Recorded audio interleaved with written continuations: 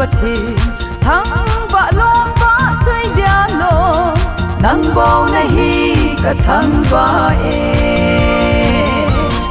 pakai thang ba un amin dom samun sitin nam tin ana to khongun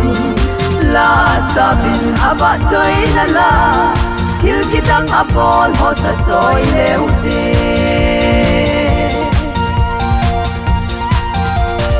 inna thu pha chung nong ki pa na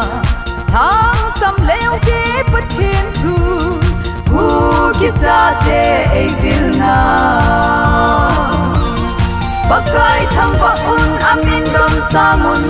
sitin nam tin ana to khongun la sabin aba choi na la thil kitang apol ho sa choi leu te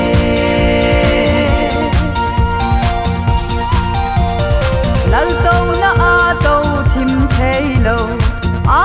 cha te tul hanga ei vil ba choi chim lo opa ka pakai thang ba un amin dom samun sitin nam tin ana to khongun la sabin aba choi na la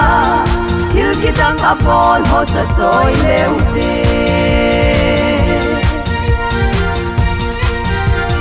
lo pi pen sung nung ni manuel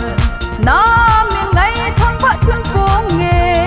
tun so lo pi za bon chang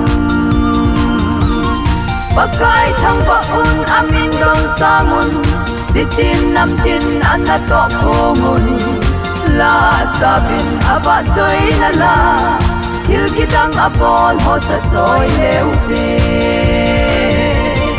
la sabin aba choi na la thil kitang apol ho sa choi leu te